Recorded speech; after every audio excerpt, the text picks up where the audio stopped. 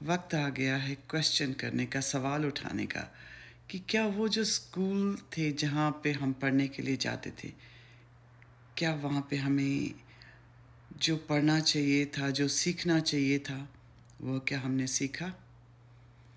Banking के बारे में, पैसे के बारे में, रिश्तों के बारे में, ज़िंदगी जीने के बारे में, क्या उस स्कूल में या उन स्कूलों में ये सब सिखाया गया? नहीं।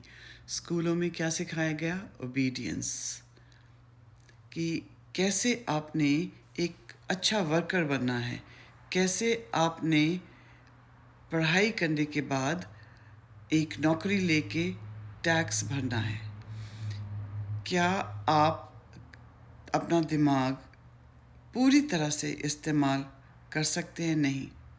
वहाँ आपको सिखाया जाता है कि ये प्रश्न है, इनके ही सवाल देने हैं और ऐसे ही देने हैं। बॉक्स में आपको कैसे रहना है वो सिखाया गया। जब हम किसी हॉस्पिटल डॉक्टर के पास जाते हैं तो क्या वो हमें बिल्कुल ठीक तरीके से हील कर देते हैं? नहीं। उनको भी ये सिखाया जाता है, डॉक्टर्स को, हॉस्पिटल सिस्टम को, कि सिम्टम्स को कैसे मैनेज करना है, पर जड़ तक कैसे पहुंचना है बीमारी के, वो नहीं होता। और ना उनको उनके पास वो सॉल्यूशन होती है, और ना ही वो हमें ऐसी दवाइयाँ देते हैं या ऐसे सिस्टम पे रखते हैं कि जहाँ हमारी अगर कोई बीमारी हमारी शरीर में या मानसिक हो गई है तो उसको कैसे, उसके रूट्स तक, उनकी जड़ों को कैसे हटाना है। वो सिर्फ सिम्टम्स को मैनेज करते हैं। अगर हम गुरुद्वारे, मंदिर, मस्जिद, चर्च में चले जाए, क्या वो हमें भगवान से मिलाने की कोशिश करते हैं या हमें भ्रमित करने की कोशिश करते हैं और एक दूसरे के अगेंस्ट लड़ने के लिए उत्साहित भी करते हैं, प्रेरित भी करते हैं, और ये कहते हैं कि हमारा धर्म यही अच्छा है, बाकी गलत है। तो सबसे बड़ा जो डिवीज़न इंसानों में हुआ है वो धर्मों की वजह से हुआ है। जबकि हर धर्म, हर किताब, हर स्क्रिप्चर में ये लिखा गया है कि हम सब एक हैं और एक मालिक से ही हम सारी सृष्टि की उत्पत्ति हुई है। तो फिर ये धर्म के ठेकेदारों ने बहुत अच्छे तरीके से अपना कर्म निभाया। हम सोचते हैं कि जो सिस्टम है, हमारी गवर्नमेंट ब्रोकन है, ये सिस्टम ब्रोकन है, ये सब टूटा फूटा है, यहाँ पे तो ऐसा नहीं होना चाहिए, वैसा नहीं होना चाहिए। पर असलियत पता क्या है? ये जो दुनिया है ये ऐसे ही डिज़ाइन करी गई थी। हमें इनमें से क्या समझना है और क्या, किस चीज़ को कंज्यूम करना है और किस चीज़ को छोड़ देना, ये हमें खुद सोचना पड़ेगा। कोई धर्म, कोई स्कूल, कोई अस्पताल, ये सारे, या कोई दोस्त मित्र या पड़ोसी आपकी मदद करने के लिए नहीं आने वाले जब हम रियल लाइफ में स्टेप इन करते हैं।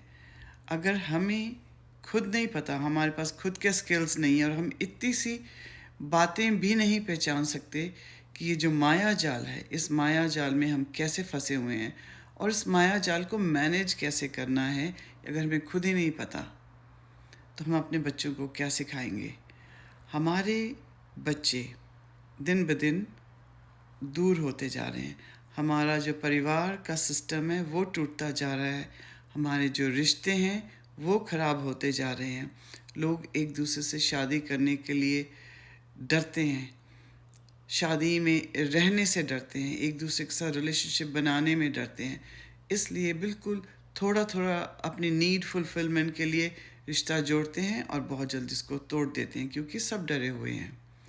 और ये जो हमारा समाज है, ये जो पूरा डिज़ाइन करा गया है, ये बिल्कुल इसीलिए ही डिज़ाइन करा गया था, ऐसे ही, ताकि इंसान डर में रहे। जितना इंसान डर में रहेगा उतना बाकी लोग जो इससे बेनिफिट करते हैं, चाहे वो हॉस्पिटल सिस्टम है, चाहे स्कूल सिस्टम है, या एंटरटेनमेंट इंडस्ट्री है, कोई भी, या रिलीजन है, ये सब इससे बेनिफिट करते हैं। वो तब तक करते रहेंगे जब तक इंसान डरता रहेगा। और इसका ये मतलब नहीं है कि हमारे पास ऑप्शंस नहीं है। हर इंसान के पास ऑप्शंस हैं, क्योंकि हम उस ब्रह्मा की, उस सृष्टि जिसने ये पूरी सृष्टि बनाई है, उसी का एक छोटा रूप है। और हमारे पास ये ऑप्शन है कि हमें क्या सोचना है, क्या अपने बच्चों को सिखाना है, अपने रिश्तों को कैसे साफ स्वच्छ रखना है, अपने दिमाग में क्लैरिटी कैसे रखनी है। ये सारी ऑप्शंस हमारे पास हैं। उसके लिए वक्त ज़रूर लगता है, सिस्टम को समझने में थोड़ा सा वक्त लगता है, लेकिन जागरूक जिस दिन हम हो जाएंगे, जैसे जैसे इंसान जागरूक होता है, जैसे जैसे उसमें अवेयरनेस आनी शुरू होती है, उसकी ज़िंदगी आसान होनी शुरू हो जाती है। उसके आसपास अगर बहुत ही डरावना समाज और उसका नृत्य चल रहा हो, तांडव हो रहा हो, उसके बावजूद भी इंसान अपने मन और दिमाग को अगर शांत रख पाता है, तो उसने 50-60% ऑफ द जो गेम है वो जीत लेता है। क्योंकि जो लर्निंग है वो तो दिन ब दिन नए चैलेंजेस आते ही जाएंगे। हम ये नहीं कह सकते कि आज हमारी लाइफ ठीक है तो कल को भी ठीक रहेगी। ये चैलेंजेस आते ही रहेंगे, और उन चैलेंजेस को फेस करने के लिए ये जो डर वाली भावना है उसको समझना ज़रूरी है। ये डर हमें कहाँ कहाँ से हमारी ज़िंदगी में आता है, वो रास्ते ब्लॉक करने पड़ेंगे। अगर ये हम कर पाएंगे धीरे धीरे धीरे ओवर द इयर्स, तो हमारे रिश्ते, हमारे परिवार, हमारे बच्चे डेफिनेटली एक बेटर प्लेटफॉर्म पे हो जाएंगे। जो हमारे प्रीवियस जनरेशन्स ने भुगता है, लड़ाइयाँ और पार्टीशंस और ये वो, हम शायद उन सब चीज़ों से सीख के अपने लिए और अपने आने वाली पीढ़ी के लिए ज़िंदगी को बेटर बना सकते हैं।